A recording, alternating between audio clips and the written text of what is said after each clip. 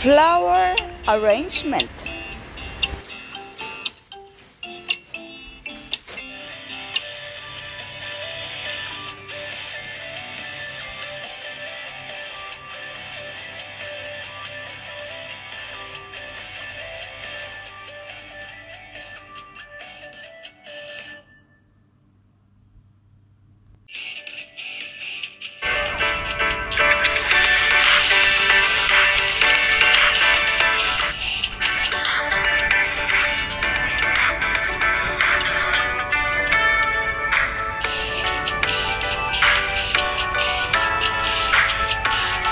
Good day mga kachiripi! Kumusta na po kayo muli? At narito na naman po tayo sa ating flower arrangement. Samahan niyo po ako. Let's go! Ayan, at kakailanganin po natin ng bulaklak at saka mga dahon at saka yung green na kable, double tape at saka yung green na tape, scissor at saka yung mga panglagay po natin. At base, yan, may foam din po tayo na binabad na po natin magdamag. At yan po ang gagamitin natin. At yan sinukat na nga po natin para po magkasya dun sa base na ating gagamitin. At yan po ang ating gagawin na flower arrangement. Yan at nagayat na po natin at nalagay na po natin sa ating base. At ang gagawin naman po natin ay siyempre lalagyan po ng dahon para po hindi makita yung pinaka-base po niya. At ayusin lang po natin, kailangan matakpan po natin ng maayos yung kanya pong foam na inilagay po natin. And then lagyan po natin ng kalahating tubig, kalahati po doon sa foam. Para po may tubig po siya at hindi po tayo maglalagay ng pag-atin na pong i-display siya. At yan po, ang sunod po natin ay yung mga flowers. Sinalisan po natin ng mga dahon, ganun din po ng kanyang mga matatandang petals. Inalis po natin na siyempre ginunting din po natin yung pinaka-tinig niya kasi rose nga po siya.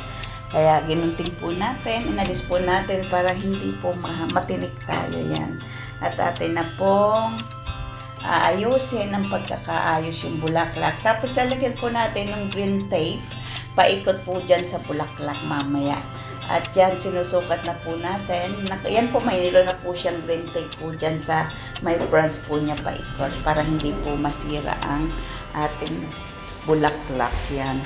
At siyempre, sinusukat po natin kung gaano kataas ang ating gagawin. Yan po yung paunang base, paunang flower po na ilalagay natin. At sinusukat din po natin kung gaano kataas siya. At puputulin po natin yung extra niya. Yan. Pinuputol na po. Kailangan natin ng basurahan para hindi po magkalat ang ating mga ginagawa.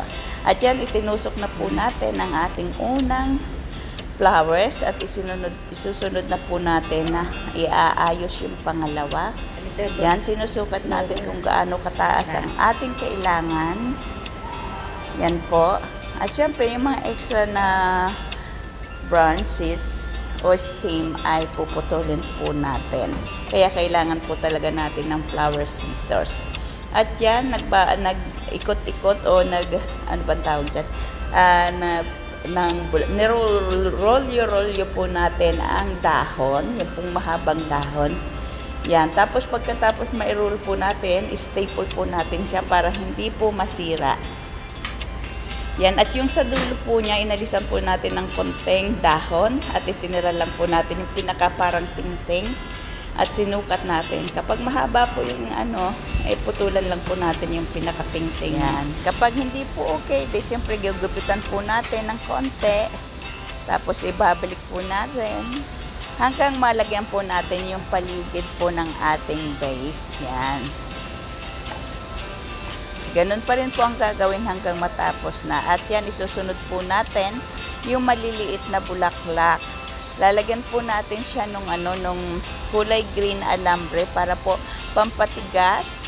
Dahil ang sanga po ng maliliit na flowers medyo delicate. So, inikutan lang po natin noong parang alambre na may green na alambre. At yun po ang ipapantusok natin para maging matibay po yung bulaklak na yan. Kasama po yung kanyang tangkay syempre.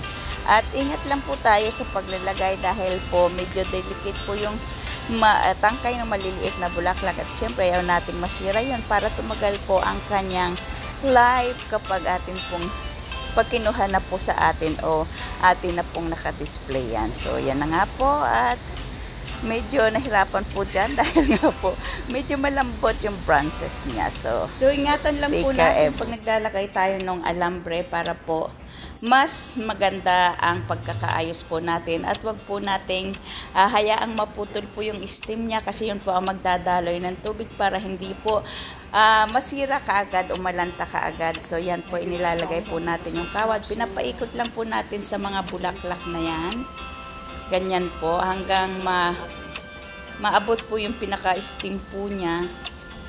Yan, tapos putulin po natin at magtira tayo ng konti para po pang ano po siya, pantuso kasama nung stem.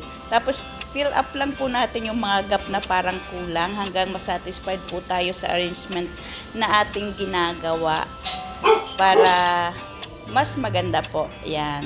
Tapos nilagyan po yan ng yung kung pumupunta po kayo sa flower market, makakabili po tayo ng parang stick na dahon. Yan, atin pong ikakabit dun sa mababang bouquet. Lalagyan po natin ng scotch tape, yan. And then, ipalibot lang po natin para mag-hold po siya. Yan. Anuhin po natin na hindi po makakalas yun pong tape na ating ginawa. Tapos putulin po natin. Ayusin po natin paghahalagay para hindi po mahalatang nilagyan po natin ng scotch tape. Yan. At then, atin lang pong medyo bali-baliin. Yan, katulad ng ganyan para po mabend po natin siya. Papunta po dun sa mataas na bouquet po natin yan. At ayusin po natin yung dulo para maganda po ang pagkakagawa po niya. Dahil yung dulo po ay titingnan din po natin dahil isa po yun sa magpapaganda sa ating bulaklak. So yan, ingatan lang po natin ang paghawak dun sa bouquet, sa flower po dahil baka magputol ay napakadelikado po. Yan. So yan, tingnan po natin kapag satisfied na po tayo dun sa ating pagkakaayos, lagyan na po natin ng scotch tape. Yung green po ang ilalagay natin para mas maganda. Yan. Ina-adjust lang po natin yan kapag hindi po pa tayo satisfied sa pagkakalagay po natin. Then, yan. Pati dulo po, titingnan natin kung okay na po para sa atin. At yan na nga po ang ating ginawa na scotch tape na po natin. Yan, at kumuha din po dyan ng mahabang dahon yan. Tapos lalagyan po yan sa dalawa po ang ating nagawa dyan. Yan po. At syempre, ito po ang mga sample pa ng ating mga nagawa po. Kapag may gusto pong mag-order o inilalagay po namin dito sa bahay. Like and share po at paki-send po sa iba. Thank you very much for watching. Hanggang sa muli. Bye-bye!